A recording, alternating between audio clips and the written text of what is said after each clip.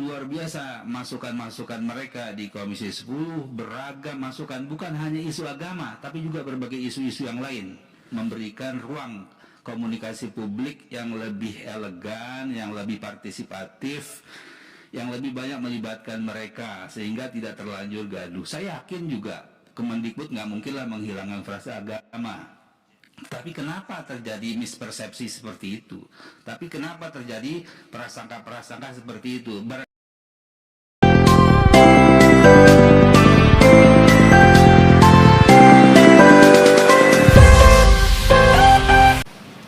Saudara Menteri Pendidikan Kebudayaan Republik Indonesia untuk menyampaikan paparannya. Monggo, Mas Menteri.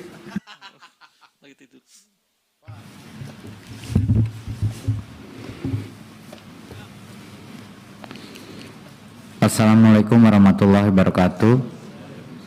Yang terhormat Pak Ketua, yang terhormat Bapak Ibu Wakil Ketua, dan para anggota Komisi 10 DPR RI. Terima kasih. Dalam spirit kesetaraan, saya juga ingin mohon dikasih meter 3 menit Pak, karena saya ingin solider dengan seluruh member anggota Komisi 10. Oke, nomor 1, semua guru seni, olahraga, dan guru agama, karena guru agama semuanya akan termasuk dalam seleksi P3K.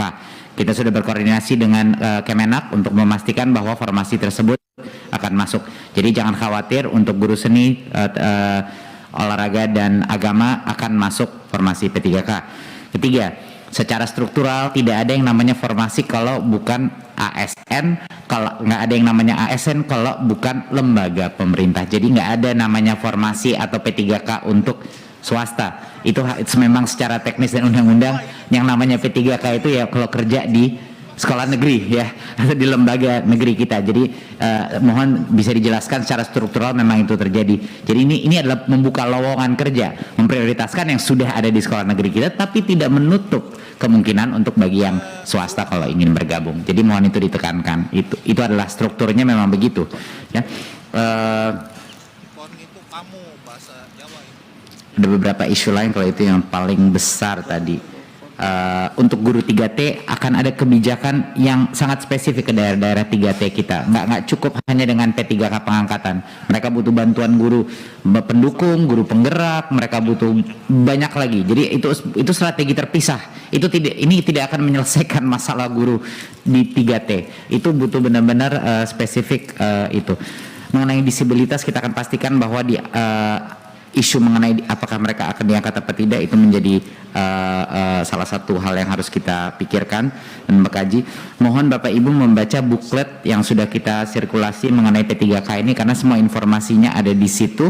Mungkin tadi ada beberapa komen yang mungkin belum melihat bahwa ini sebenarnya sudah melakukan prioritasi untuk tahun ini Pak, makanya nggak ada CPNS mulai lagi tahun depan, tapi ini agar kita memprioritaskan guru-guru honorer terutama yang ada, bukan guru-guru lain.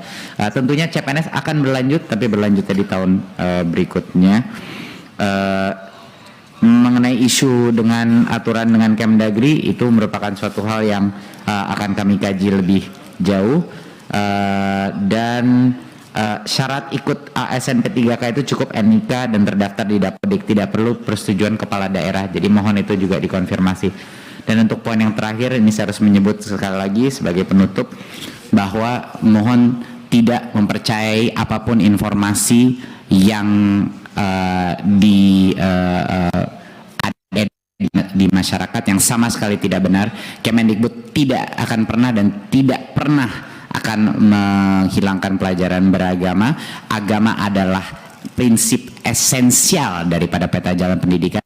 Itulah kenapa profil pertama daripada pelajar Pancasila, yaitu objektif daripada seluruh reformasi pendidikan kita adalah kepercayaan dengan Tuhan Yang Maha Esa dan ketakwaan akhlak mulia. Itulah yang kita maksudkan. Jadi kita pasti akan memasukkan frasa agama di dalam itu.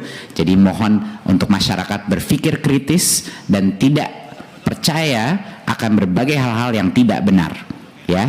Jadinya itu yang saya ingin tekankan. Untuk itu semoga saya memenuhi waktu 3 menit. Wassalamualaikum warahmatullahi wabarakatuh.